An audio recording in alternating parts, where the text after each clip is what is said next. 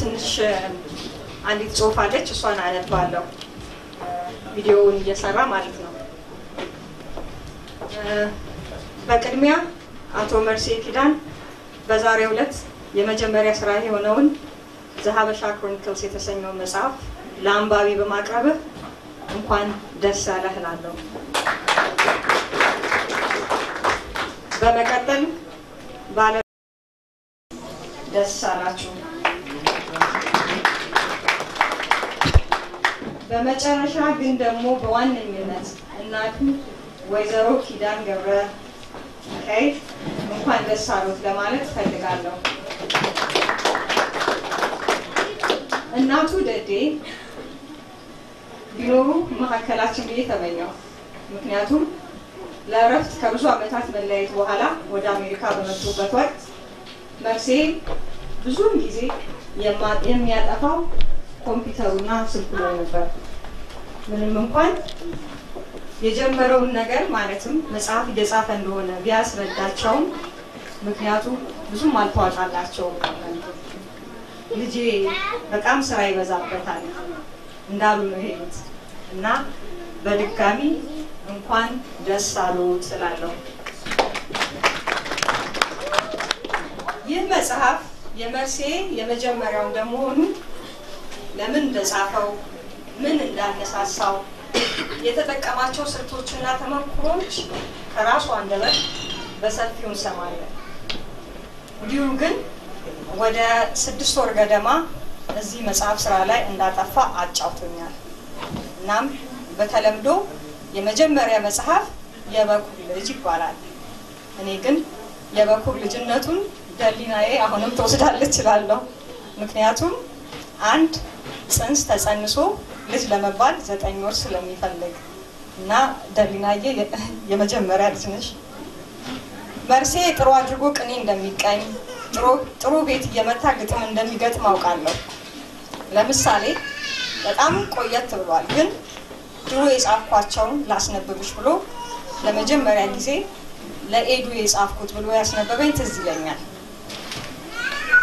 ትክክል ባይሆንም እንደዚህ ይመስላል ለመጀመሪያ ጊዜ ለኤዱ የጻፍኩት ስወድሽ ልቤን እንደማይከዳሽ የኔ ዱያል የምከከኩልሽ እንደዛ አይነት ነገር ነው ግን ከጸጋዬ ገብረመድህን ግጥሞች ያወጣው ወይ ራሱ ይጻፈው አላውቅም እና እንደሚጽፍ አውቃለሁ መጽሐፍ ጽፎ ለመጽሐፍ እስኪበቃ ግን እንደሚጽፍ አላውቅም ነበር ሌላው መርሴ አዘውትሮ ስፖርት እንደሚጫወት ከጓደኞቹ ጋር ስለ ማህበራዊ ጉዳዮች ስለ አጠቃላይ ሁኔታዎች መነጋገር መወያየትና መጠያየቅ እንደሚያስደስተው አውቃለሁ በዛም ብዙ የተጠቀመ ይመስለኛል መወያየቱ ከሰው ጋር ሐሳብ መለዋወጡ የሰማቸው ያነበባቸው መጽሐፍ ላይ ያሰፈረ ይመስለኛል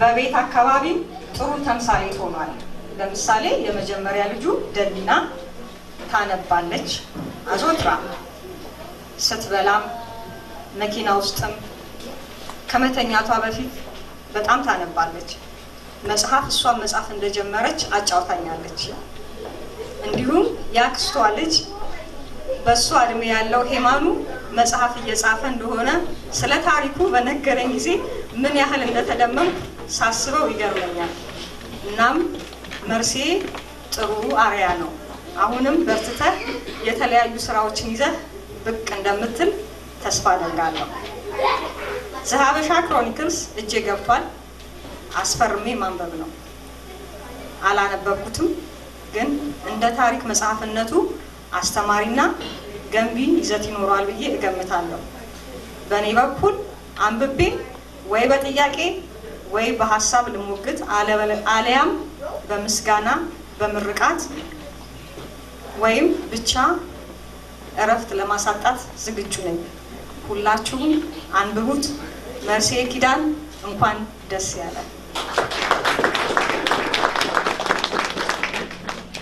እንግዲህ አሁንም ቪዲዮውን እንጠብቃለን ቪዲዮ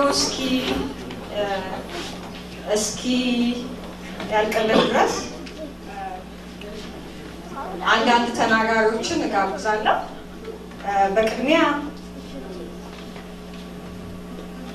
በቅድሚያ አቶ ረሽድ ካለ ከጤና ስፖርት ክለብ ሚኒያፖሊስ ሚኒሶታ አቶ ረሽድ you know he's our super guy I call him the next prime minister of Ethiopia I have seen this quality like 10 years ago I used to tell him when Meles was the prime minister hey you next Meles I hope he didn't take me seriously Mersea is the one who can achieve those kind of dreams and he's everywhere he's a community leader he's active in social media he's traveling around the nation for his job he's writing books he is coming to Mersea sometimes he's raising kids this is what else can you do sir huh?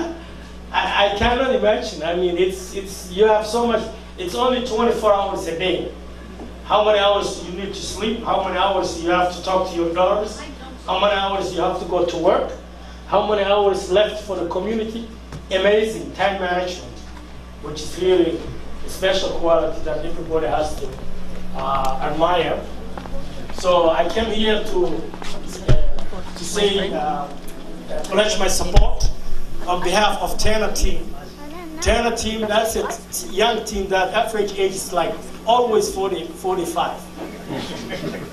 Forever young, you know? So Mersea comes every Sunday regardless.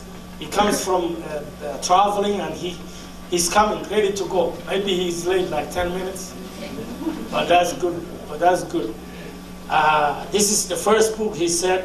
He actually showed me another book tonight. He said, I wrote this one 10 years ago, but I'm not ready to release. So it's not the first one. This is the second one, but this is the big one. Congratulations with all your endeavors. And this is big thing to me. It's huge. And believe me, when you start, look, I know how it works. If you want to write a book, once you start, then there is no way to stop until you finish. So basically, few people on this earth are writers or authors or storytellers, which is a quality that few people has. And you did it and proved it. Congratulations. I haven't done reading yet, but hopefully it's enlightening a lot of historical Ethiopia. You know, as you may know, I'm from Somalia, you know, your neighbor country.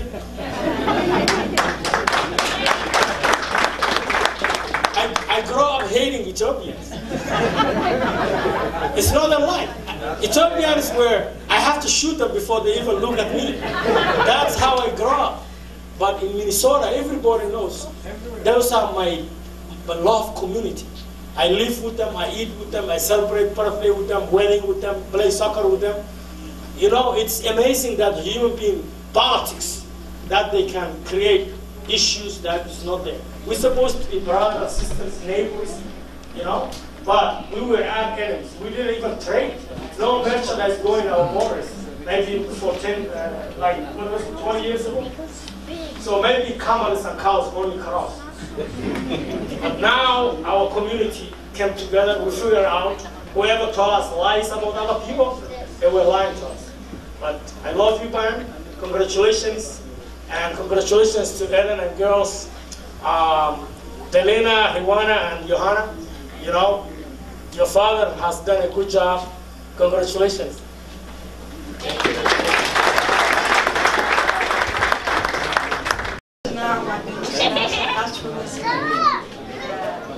Congratulations, በጣም እናመሰግናለን። የሚያዝናና ነበረ። መቀጠል አንድ እንግዳ ጋብዛለሁ። ከዛ በፊትም ከዚህኛው እንግዳ በፊት ግን ሌላ እንግዳ በመሃላችን እንዳለ ሰምቻለሁ። መጀመሪያ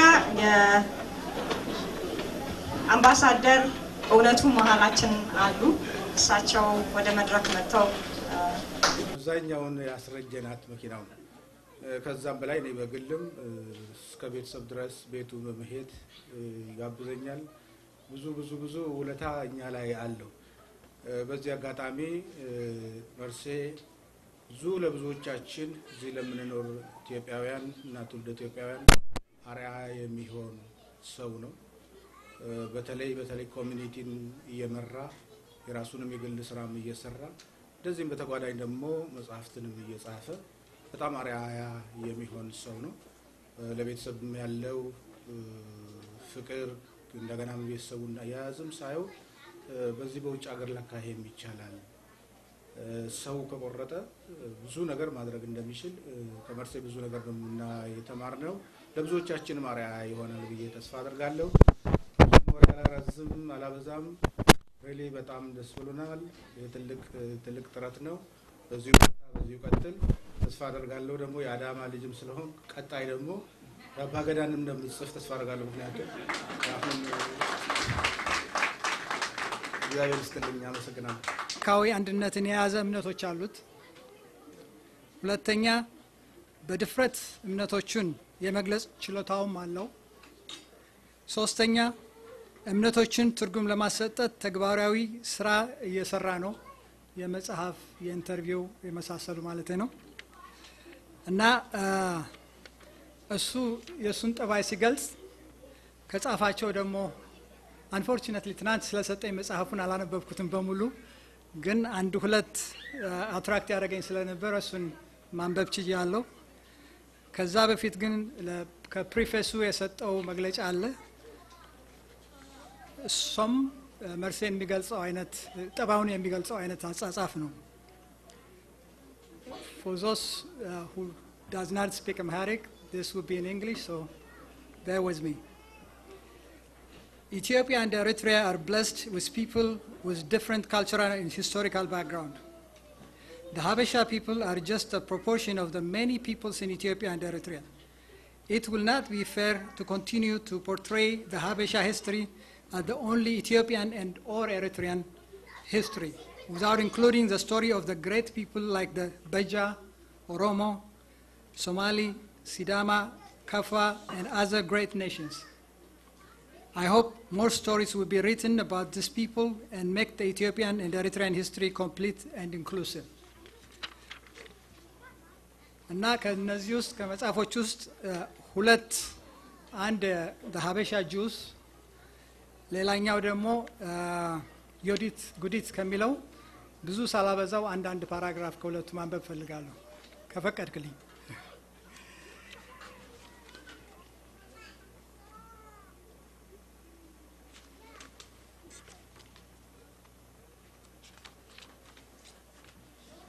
የመጀመሪያው the Habesha Jews. The Habesha Jews, known as Bet Israel, House of Israel, are members of the Jewish community that lived for centuries in the kingdom of Aksum between Tigray and Amhara regions of today's Ethiopia. The Habesha Jews lived in villages spread over a wide territory alongside predominantly Christian population in the Aksum kingdom and today's Ethiopia. They practiced an Israelite religion. Habesha Jews have been isolated from mainstream Jewish communities for at least a millennium. They suffered religious persecution, and significant portion of the community were forced into Christianity during the 19th and 20th century. And those converted became known as the Falasha Mura. The Habesha Jews came to the Aksum Empire in multiple waves. The first round is from the very ancient migration of some portion of the tribe of Dan of Aksum, led by sons of Moses at the time of the Exodus. He also have two other waves of refugees or migrants, which I'm not going to read it. But the other story is about Yodit Gudit, the warrior queen that destroyed Aksum. Yodit is a woman who in the 10th century AD led an army that attacked the kingdom of Aksum and destroyed churches and monuments in the region, hunted down and killed members of the Solomonic dynasty, massacred thousands of Christians, and seized the throne for herself. She is known by several different names, including Yodit, Judith, Esther, Gudit, and Satwa. She is known, I'm sorry. There are several versions of the legend of Yudit Gudit. The first one is the Jewish version. According to the Habesha Jews version, Gudit was born to a Beta Israel, Habesha Jew, king named Gideon, whom the Axumites attacked to collect tributes. The Beta Israelites fought back with the leadership of Yudit and defeated the Axumites. She burnt down Aksum, destroyed the dynasty, and ruled for a couple of generations. Some claim Gudit is a black Hebrew queen named Esther and associated her with Falashas. Jewish dynasty that signed from 950 to 1260 AD. Many Falashas, Habesha Jews, today proudly claim her as one of their own. It also have two additional versions, which I'm not about to read, but this is the kind of stories that you can find in this book. Thank you. Struggling time and time again, despite repeated failures to climb up the trunk of a tree to eat of its leaves. 6 times the caterpillar failed, but on the 7th trial, it struggled with all its might and was able to reach its destination. Watching the perseverance of this caterpillar, Yared wept, comparing his weakness with the strength of the caterpillar. After seeing the determination of the tiny creature, he decided to return and take up his studies again.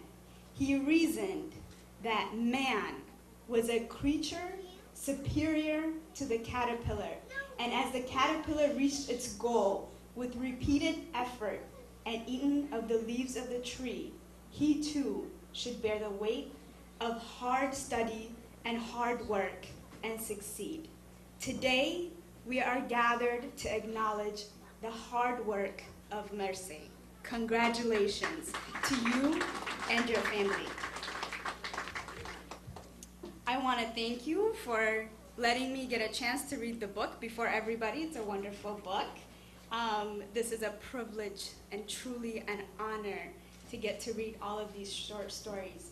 So I have 3 things that I took away from this book that I just absolutely loved. I had a professor who told me once, there is a benefit to short stories, but we don't leverage them in our daily lives. Kids are told short stories, right? We all grew up hearing short stories. In Ethiopia, we all grew up hearing short stories. Yet we grow up and we leave this idea of short stories. But even as adults, we truly love short stories. And this is a great collection of short stories. So it's wonderful, it fits our lives. Every day we are able to get up, pick it up where you left off. And that's what I was able to do. Between work, between anything, I was able to pick it up and read it. So it is a beautiful, beautiful book of short stories. So that is wonderful. And it's an easy to read book. I'm not big on history or academic reading. It's not the things that I enjoy. I was a former engineer, so I like numbers. But this was actually a book I was able to get through. It's easy to read, and as a diaspora, we like easy. So it's a good, easy book to read, and it's really meant for this generation and future generations to come. And I think that's the beauty of it, is that it is so thoughtful for not the generation that is today, but the generation that is to come. So there's more for you to do. There's a lot that we need, and we are thirsting for this kind of information about our own identity. The third one is, this is a starting place. You already mentioned it in the preface, it's not a book that, it's not an academic book. It's not a citation type filled book, right?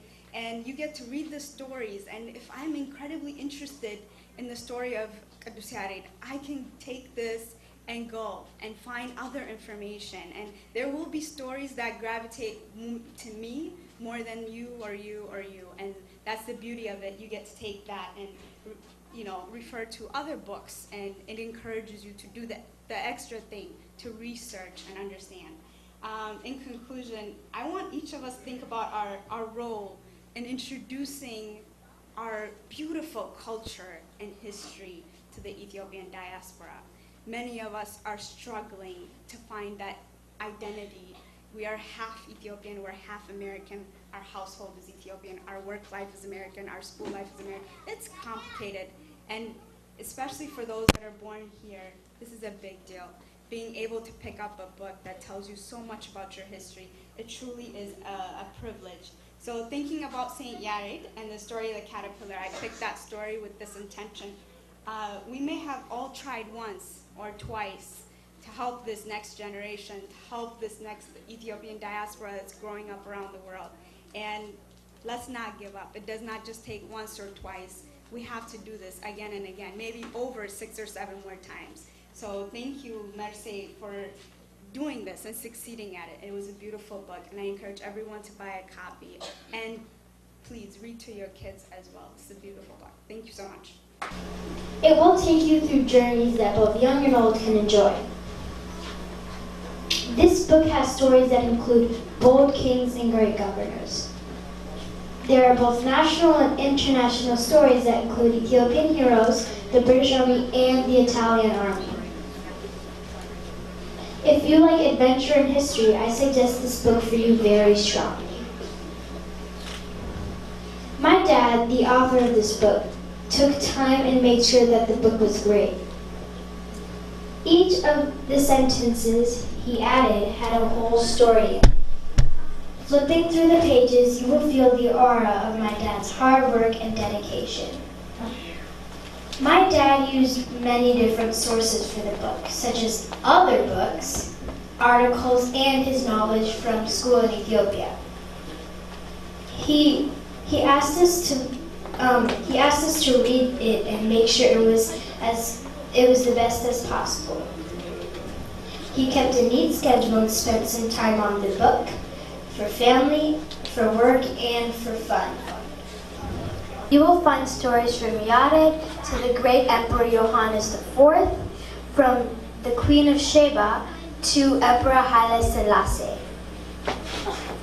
It has both Ethiopian and Eritrean heroes. The Habesha Chronicles can take a child's interest and give an adult a joyful experience.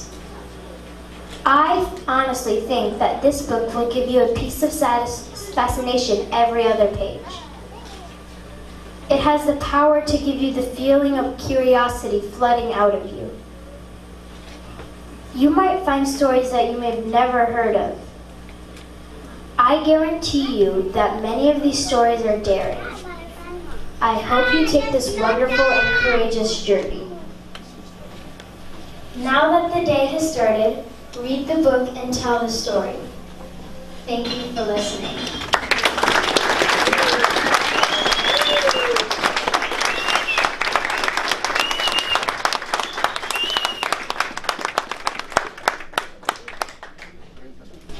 I just want to say that the important textbook I love him. Congratulations, Daddy. This means a lot for Mersea. Mersea and I have been married for a little over 11 years and have 3 kids. For as long as I've known Mersea, he's always been passionate about his country, for his friends and close family. This is not something new. When we gather for family holidays and within our friends, his favorite topic is either Ethiopian politics or Ethiopian history. So I'm not surprised that his first book is about Ethiopian history. And like I said, his friend said he has been working hard for this for a while. Just to say, we do take vacation a lot. He can't go without his laptop on vacation. I can't remember seeing him, Mersea, on vacation without his laptop. So we go on vacation, and what he does is he would get up early in the morning, 3 or 4, and he would go downstairs and work on his laptop. And by the time we get up, we always know where he is on his laptop. And the kids and I learned a lot from Mersea. I'm not much of a reader, but I like when people tell me stories. So I heard a lot of stories from Mersea, and they are great stories. And he knows that he does have a lot of information. I think that he should write more about. And a little event that we had. We were in New York 2 years ago, and we were driving to the airport. The cab driver was an Eritrean. I think the drive to the airport was close to an hour. And they start chatting about Ethiopian politics, and I think they touched a lot of subjects about histories, like ancient histories from, I can't even remember, but I mean, they talked a lot. And I don't even think that the cab driver didn't even notice that I was there. But anyway, so at the end, when we got to the airport, the driver got out and he was trying to shook Mersea and say thank you, and he looked at him and he was shocked. He's like, you're way too young to know this much information. How did you know all this info? So I'm so glad that he is sharing his knowledge. We expect more from you, and congratulations. The kids that are proud of you. And now I call my beloved husband Mersea on the stage, and let's hear from him.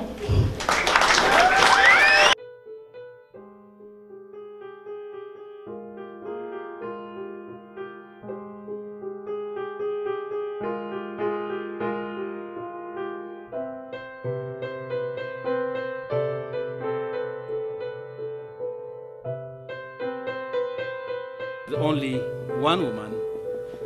I am blessed with 5 or 7 strong women. My mom, my wife, my 3 daughters, and I have my 2 older sisters. So I'm surrounded by strong women. Not being successful is not an option for me. So that's how I see it. I would like to thank for everyone for showing up here. It's not my first time trying to write a book. It was 10 years ago when I started my first book, and it was titled Fikr Ethiopia. So those of you who do not speak Amharic, I assume there's just few of you, I'm sorry, I'm going to be speaking in Amharic for a while, and I'll go back to English. So in my first book,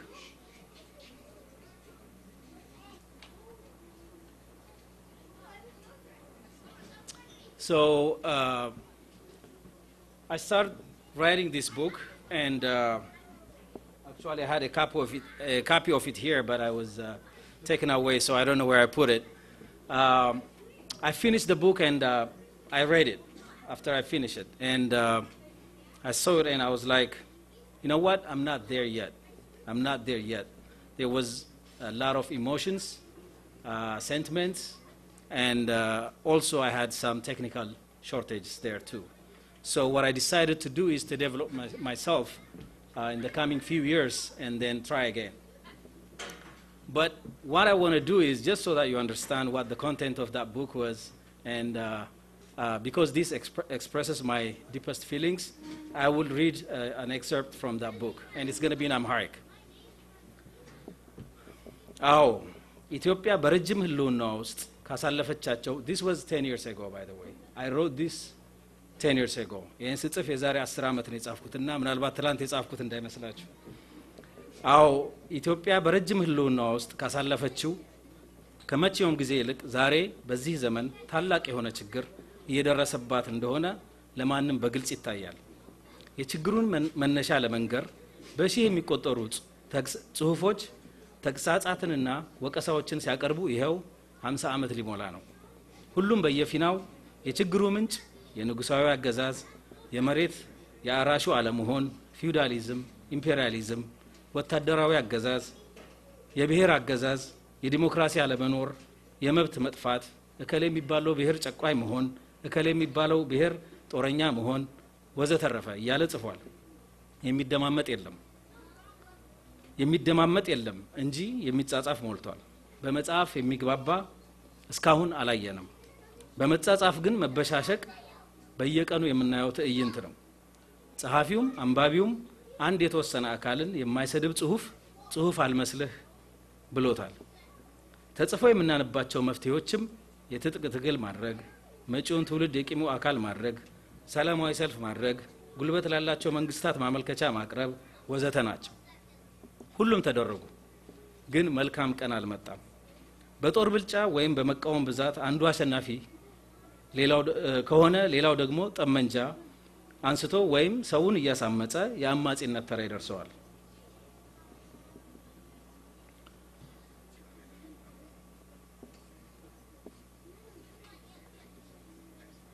የምንመኛትን ሰላማዊትና የበለጸገች ኢትዮጵያን ከጦር ሜዳ ወይም በተቃውሞ ሰልፍ ወይም ከሀያላን መንግስታት ችሮታ ለማግኘት መሞከር ሞኝነት ነው። መልካሟ ኢትዮጵያ በተባበሩት መንግስታት እጅ አይደለችም ያለችው። በጦርነትና በተቃውሞ ሰልፍ ማዕበልም አትገኝም። መልካሟ ኢትዮጵያ በስንፍናችን እና በክፉ ምግባራችን ጠፍታለች። እከሌ እንዲህ አድርጎ በደለን፣ እከሌ እንዲህ አላደረገም እያልን ለራሳችን ድክመት የተወሰኑ ሰዎችን ወይም አካላትን ተጠያቂ እያደረግን እስከ መቼ እንዘልቃለን? እነኚህ ውድቀታችንን የምናመካኝባቸው ሰዎች ከየት መጡ? ሁከተኞች ለምን መጡ? አገርን ገንጥል የሚሉ ለምን መጡ? መልሱ ቀላል ነው። ፍቅርና ቀናነት ስለሌለን ነው። ቀና ሰው ጭቆናን አይወድም። ወገኑን የሚያፈቅር ወገኑን አይጨቁንም። ጓደኛውን የሚወድ ጓደኛውን አያጭበረብርም። የተጨቆነ ወገን ለመውደድ ይቸገራል። ይህን ክፉ አመላችንን እንደያዝን የምንገነባው ሁሉ ይፈርሳል። ባለ ዘመኑ ሺህ ቢጥር ቢገነባ ከአንድ እርምጃ በላይ መራመድ አይችልም። በአንድ እጅ ማጨብጨብ አይቻልምና ባለ ጊዜ የገነባውን ተከታዩ ያፈርሰዋል። ዘንድሮ የተወደሰ ከርሞ ይረክሳል። ኢትዮጵያን ከክፉ ቀን ለማዳን የሚያስፈልገን ፍቅር ብቻ ነው። ፍቅር ካለ ጭቆና የለም። ፍቅር ካለ አመጽ የለም። ፍቅር ካለ የተገነባ በበቀል አይፈርስም። ፍቅር ካለ እንገነጣጠል የሚል ዛቻ አይኖርም። ፍቅር ካለ ስብሰባውም ሆነ ጽሁፉ ስለመገባት ጉዳይ እንጂ ስለ ጥላቻና ጦርነት አይሆንም። በመሃላችን ፍቅር ካለ ከመዳብ አሳንሰን ያየነው ማንነታችን ወርቅ መሆኑ ይታየናል። ከድርቅ በስተቀር ምንም ተስፋ የሌላት የምትመስለን ሀገራችን ኤደን ገነት መሆኗ ይገለጽልናል። በምዕራቡ ዓለም የሚጎመጀው አእምሮአችን በእጃችን ያለው እንቁ መሆኑን ያሳየናል። ታዲያ አገራችን ኢትዮጵያ ከዚህ ከደረሰባት ችግሯ የታደጓት ዘንድ ከጥላቻ፣ ከመናናቅ፣ ከቂም በቀል እና ከአምባገነንነት የጸዱ ለእውነትና ለፍቅር ለመቆም የተዘጋጁ እውነተኞችና ታማኞች ልጆች አሏት ወይ? እነኚህ ልጆች ለግል ስምና ክብር፣ ጥቅምና ምቾት ወይም ለብሔር የበላይነት ሳይሆን ለእውነትና ለህዝቦች እኩልነት ሲሉ ከያሉበት ብቅ እንዲሉላት ትፈልጋለች። ኢትዮጵያ ከዚህ ትውልድ እንዲህ አይነት አስተሳሰብ ትጠብቃለች። እያንዳንዱንም ወጣት ለመልካም ስራ ትጠራለች። ይህን ጥሪዋን ለመቀበል ፈቃደኛ ለሆኑት ይሄን እላለሁ። ፍጹም ፍቅር ፍርሃትን አውጥቶ ይጥላል እንጂ በፍቅር ፍርሃት የለም። ሀገራችን ኢትዮጵያን የምትወዷት ከሆነ እሷን መውደድ ማለት ደግሞ ህዝቦቿን ከብሔር ሳይለዩ መውደድ ስለሆነ ለእርሷ ስትሉ ግላዊ ጥቅማችሁንና የብሔር ፉክክራችሁን እስካሁን ለረጅም ጊዜ ያራመዳችሁትን እምነት ሳይቀር ያለ ፍርሃት መስዋዕት ለማድረግ ተዘጋጅታችሁ የቀረባችሁ መሆናችሁን ማሳየት ይኖርባችኋል። ፍቅር ለኢትዮጵያ ይላል። ይሄ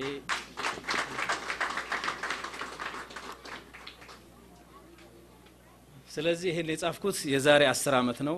እንግዲህ ዛሬም ፍቅር በጣም የሚያስፈልገን ጊዜ ነው እና አሁንም ቢሆን ዛሬም ቢሆን እዚህ ላይ የጻፍኩት አመለካከቴ ዛሬም ከኔ ጋር አለ።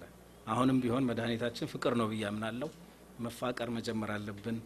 ፉክክር ቆሞ እልህ ቆሞ ወደ ፍቅር ብንሄድ አይ ቲንክ ብዙ ነገር መስራት የሚችል ፖቴንሻል አለን ሁላችንም ውስጥ።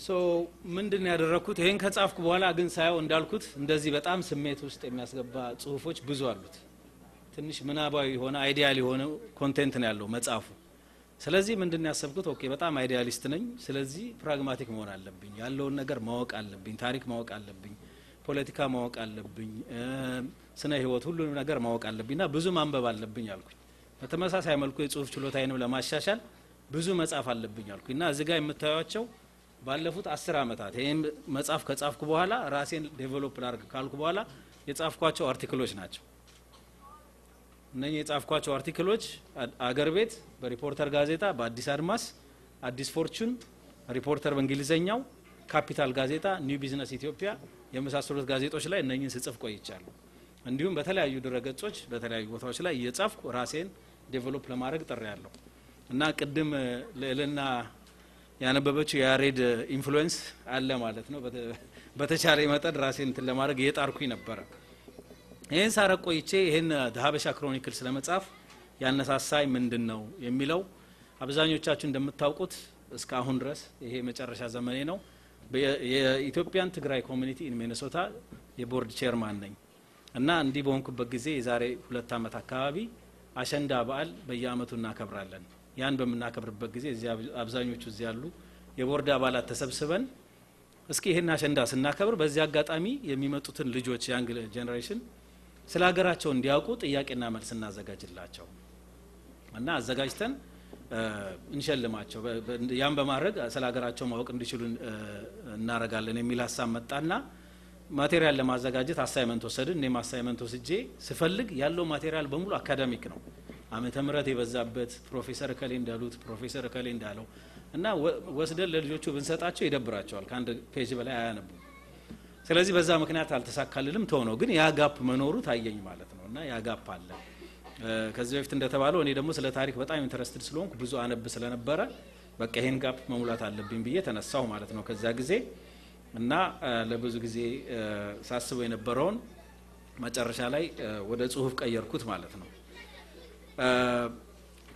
ቀጥሎ የመጣው ጥያቄ ሀበሻ ክሮኒክልስ የሚለውን አርስት ለምን መረጥክ የሚለው ጥያቄ ከብዙ ሰውም ስለመጣልኝ ነው why not Ethiopian Chronicle or the Ethiopian Chronicle or the Eritrean Chronicle for that matter እና ለምንድነው ያን ያልመረጥከው የሚለው ጥያቄ ቅድም ጴጥሮስ ያነበበው ኤክሰርፕት ዋንደኛው ሪዝን ነው እስካሁን የኢትዮጵያ ታሪክ የተባለ ሞር የሰሜኑ የሃይላንዱ ህዝብ ታሪክ ለ3000 አመት የቆየው እየተባለ ሲነገር ቆይቷል በጣም ምርጥ ታሪክ ነው በጣም ጥሩ ታሪክ ነው የኢትዮጵያ ታሪክ ነው ግን እሱ ብቻ አይደለም የኢትዮጵያ ታሪክ ኢትዮጵያ ከዛም በላይ በጣም ብዙ ህዝቦች አሏት ቅድም እንደተባለው የኦሮሞ የከፋ የጋሞ የሶማሌ እና ብዙ ህዝብ አለ እነኛ ታሪኮች ላይ ያለኝ ዕውቀት ያን ያህል ጥልቀት ያለው አይደለም ስለዚህ አሁን የማቀውን ጥሩ አድርጌ ከጻፍኩ ክቡር አምባሳደር እንዳሉት ለወደፊቱ ደግሞ የበለጠ ጥልቀት ሲኖረኝ በሌሎቹ ላይ ጨምርበታለሁ ለአሁን ግን የማቀውን በደንብ አድርጌ ልጽፍ ይሻላል ማቴሪያልም ሞር አቬሌብል የሆነው በዛ ዙሪያ ስለሆነ በሚል ሀበሻ ክሮኒክልስ የሚለውን መርጫለሁ ማለት ነው እና ሀበሻ ክሮኒክልስ ምንድነው ኮንቴንቱ የሚለውን ባጭር ጊዜ ቶሎ ቶሎ ወስዳቸዋለሁ የሚጀምረው ከአክሱም ዘመነ መንግስት ነው የሚጀምረው ከአክሱም ዘመነ መንግስት ይጀምርና የአክሱም ዘመነ መንግስት መቼ እንደነበረ እንዴት እንደተጀመረ እንዴት ንግስተ ሳባ ወደ ሰለሞን እንደሄደች ከሰለሞንም ጋር ከተመለሰች በኋላ እንዴት ቀዳማዊ ምኒልክ እንደተወለደ ቀዳማዊ ምኒልክ ተመልሶ እንዴት ወደ አባቱ አገር እንደሄደ ከዚያም ሲመለስ እንዴት ታቦቱን ይዞ እንደተመለሰ ከዛ ቀጥሎ ደግሞ አለፊልና ታላላቆቹ የአክሱም ነገስታትን እነ ንጉስ ኢዛናን ይጠቅሳል ከዛ ቀጥሎ እነ ንጉስ ካሌብን ከዛ በመጨረሻ ዛ በሶስተኛ በዛ በኩል የምታዩት ቅድም የተጠቀሰችው የዮዲት ጉዲት ነች የአክሱም ዘመነ መንግስትን ያፈረሰችው ማለት ነች እና ያንንም ታሪክ በጣም በጥሩ ሁኔታ እንዴት ነው የገባው ክርስቲያኒቲ ታሪኩ ምንድነው ይሄን እንግዲህ ልጆቻችን ሲያነቡት ምን ያህል እንደሚጠቅማቸው ነው ማወቅ ያለባችሁ እዛ በስዕሉ ላይ የምታዩቸው አቡነ ሰላማ ወይ ከሳቴ ብርሃን በመባል የሚታወቁት አባ ፍሬምናጦስ ናቸው ከዛ በኋላ ተሰዓቱ ቅዱሳን ስለነሱም ታሪክ እዛ ውስጥ አለ እና አቡነ አረጋዊ እና አቡነ ጴንጤሎን የመሳሰሉት ተሰዓቱ ቅዱሳን ከዛ ስር የምታዩት በተለይ በእኛ በትግራይ ማህበረሰብ በጣም ታዋቂ የሆኑት አቡነ አረጋዊ ደብረ ዳሞ ገዳም የሚባለው ነው የዛ ታሪክ ሁሉ አለ ከዛ ቀጥሎ ደግሞ ኢስላም ኢትዮጵያ ውስጥ እንዴት ነው የሚመጣው? በጣም የሚገርማችሁ በክርስቲያንም ሆነ በእስልምና የመጀመሪያዎቹ የሃይማኖቱ አዳፕተርስ አክሱማውያን የጥንት ኢትዮጵያውያን ናቸው እና ያን ታሪክ በደንብ ታገኙታላችሁ። እንዴት ንጉስ አርማህ የአክሱሙ ንጉስ አልነጃሺ በአረብኛ አልነጃሺ በመባል የሚታወቀው የአክሱም ንጉስ ሰሃባ የሚባሉትን ነብዩ መሐመድ ተከታዮች ተቀብለው እስልምና በኢትዮጵያ ውስጥ እንዴት እንደተስፋፋ ከዛ ቀጥሎ ደግሞ አህመድ ኢብን ኢብራሂም አልጋዚ እንዴት በኢትዮጵያ ውስጥ እስልምናን እንዳስፋፋ ሁሉ በታሪክ እዛ ላይ ተጽፎ ታገኙታላችሁ ማለት ነው። ከዛ ቀጥሎ ደግሞ በአውሮፓ ውስጥ ኢንላይትመንት የሚባል ጊዜ አለ። ኢንላይትመንት ድሮ የጨለማ ዘመን በኋላ የብርሃን ዘመን የሚሉት አሉ። ከጨለማው ዘመን ወደ ብርሃን ዘመን አውሮፓውያንን ያበቋቸው በሜዲኤቫል ታይምስ የነበሩ ፈላስፎችና አዋቂዎች ናቸው እንደነ ዳቪንቺ፣ ብሩኖ፣ ጋሊሊዮ የመሳሰሉ ማለት ነው። እኛም ሀገር እንደዛ አይነት ሰዎች ኢንላይትነርስ ነበሩ። እነሱ ለምሳሌ ቅዱስ ያሬድ አንዱ ነው። ከዛ ቀጥሎ ደቂቀ እስጢፋኖስ የሚባሉ መጥተው ያለውን ሲስተም የሞገቱ ሰው መሻሻል እንዳለበት አስተሳሰባችን መቀየር እንዳለብን የሞገቱ የደቂቀ እስጢፋኖስን ታሪክ ታገኛላችሁ። ከዛ ቀጥሎ የዘራ ያዕቆብ የፈላስፋው ዘራ ያዕቆብ ታሪክ አለ ማለት ነው። ከዛ ቀጥሎ ደግሞ ለልጆቻችን በተለይ ለልጆቻችን ለኛም ቢሆን እኔ ራሴ ይሄን ነገር ሪሰርች ሳደርግ በጣም ብዙ ነገር ነው የተማርኩት። እኛ በተለምዶ ቄስ ትምህርት ቤት የምንለው የሀበሻ ትራዲሽናል ስኩል በጣም የተራቀቀ ምናልባት በደንብ ቢጠናና ተግባራዊ ቢሆን ምናልባት ከምዕራቡ ዓለም የተሻለ ስነ ስርዓት ያለው የትምህርት ስርዓት ነው የሀበሻ ትራዲሽናል ስኩል። እኛ በተለምዶ ቄስ ትምህርት ቤት እንለዋለን። it starts with ቤተ ንባብ ህፃናትን ንባብ ማንበብ እንዲጀምሩ ማነብነብ ማለት ነው። ከዛ ቀጥሎ ቤተ ዜማ አለ። ከዛ ነገሮችን በትምህርት በዜማ በሙዚቃ እንዲማሩ የሚያደርግ ከዛ ቀጥሎ ቤተ ቅኔ የሚባል አለ። ቤተ ቅኔ ደግሞ ሰዋስው ግራመር እና የተለያዩ ታሪኮችን እያጠናን በግራመር የምንማርበት ነው። የመጨረሻው ቤተ መጽሐፍ የሚባለው ይሄ ሰዎች ስኮላር የሚሆኑበት ማለት ነው ወይ ደግሞ ሪሰርች እንደማለት ነው። እና ስቴጁ እድገቱ ራሱ ስናየው በደንብ ተጠንቶ ተግባር ላይ ቢውል በጣም ኢንተረስቲንግ ነው። ስለዛ ያው አጠር ባለ መልኩ እዚህ መጽሐፍ ላይ አለ ማለት ነው። ከዛ በኋላ ክቡር አምባሳደር እርሶንም ጥያቄ እዚህ መጽሐፍ ላይ ተበልሷል። ምንም እንኳን ሀበሻ ክሮኒክልስ ቢልም በኢትዮጵያ ታሪክ ውስጥ በጣም ኢንፍሉዌንስ ያደረጉ ብዙ ህዝቦች አሉ። ከዛ ውስጥ የኦሮሞ ህዝብ አንዱ ነው።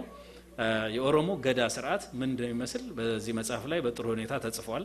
ከገዳ ስርዓት ብቻ ሳይሆን የኦሮሞ ማህበረሰብ የገዳ ስርዓት እየተከተለ እንዴት በኢትዮጵያ ውስጥ ኢንፍሉዌንስ እንዳደረገ እንደተስፋፋ የሚያሳይ ታሪክ እዛ ውስጥ አለ ማለት ነው።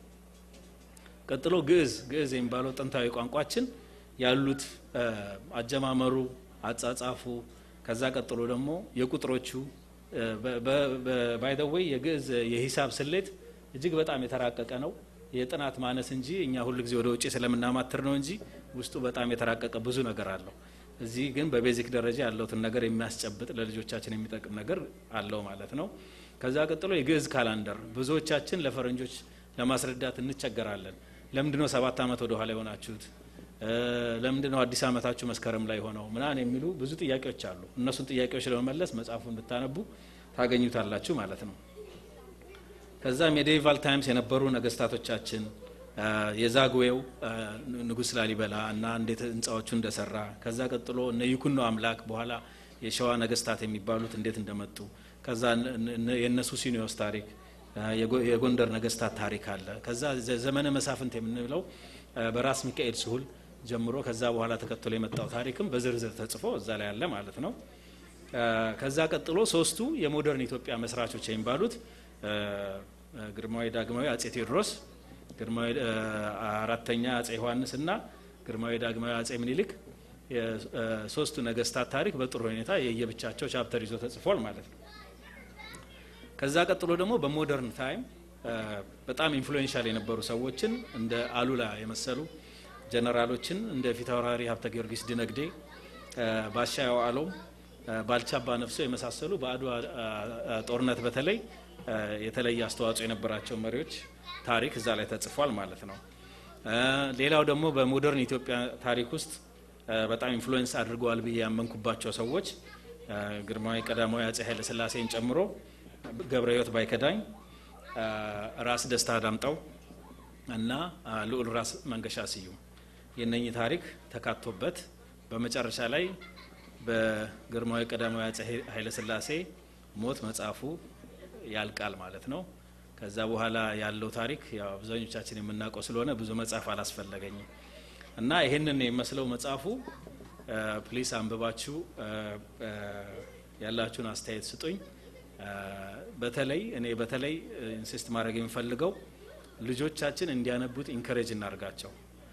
ስለራሱ አይደንቲቲ መሰረት የሌለው ጄኔሬሽን እንዳይፈጠር የኔ ዋናው ፐርፐዝ እሱ ነው። ስነሳ የኔ ልጆች they should be able to speak about their country, their identity, where they come from with pride.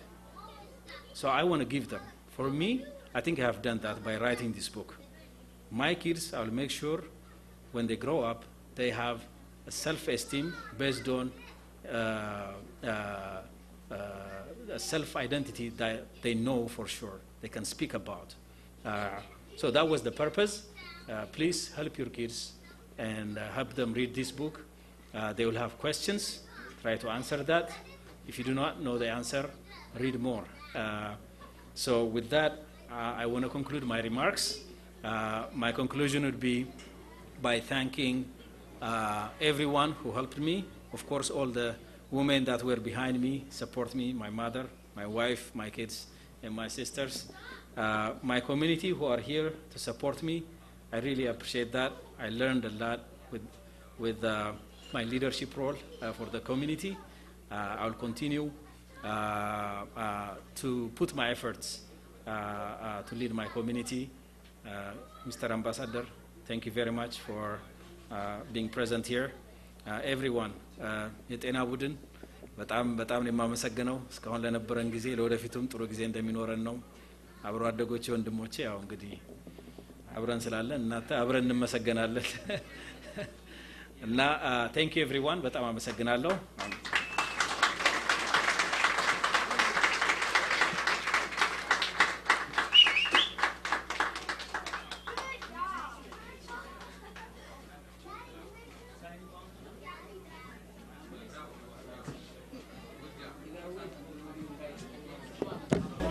Mersea ይሁሉ ሰው እዚህ መጥቶ ስላንተ የመሰከረው ነገር በሙሉ ከመደጋገሞች የሚጨምረው ነገር አይኖርም። Mersea በእኛ ኮሚኒቲ ውስጥ ያደረገው እንዴት ተጀመረ የኛ ኮሚኒቲ አሁን ይደረጃለን በቃ በቃላት መግለጽ በጣም ከባድ የሆነ ስራ ነው የሚሰራው። ብዙ ሰው እንደተናገረው Mersea ምን ያህል ጊዜ ይኖረዋል ሁሉንም ለማድረግ ስትገምተው አንድ ሰው በኮሚኒቲ ውስጥ ረስትለስ ሲሆን 24 ሰዓት ሙሉ ስለ ኮሚኒቲ አስቦ ስለ ህዝብ አስቦ የሚያደርጋቸው ነገሮች በሙሉ ሁሉንም ህብረተሰብ ሞቲቬት አድርጎ በጣም ሰክሰስፉል የሆነ የኮሚኒቲ ስራዎች ከጀመረ ጀምሮ እስካሁን ድረስ ሰርቷል። ኮንግራቹሌሽን በጣም የሚደነቅ ስራ የሚሰራው ይሄ መጀመሪያ ነው። ካንተ በጣም ብዙ እንጠብቃለን።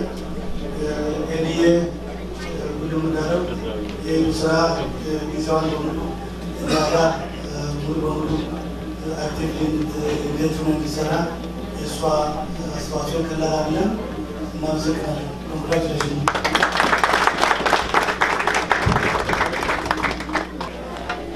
እንግዶቻችን እንግዲህ የሁሉም ተናጋሪዎች ሰምታችኋል። በጣም እናመሰግናለን።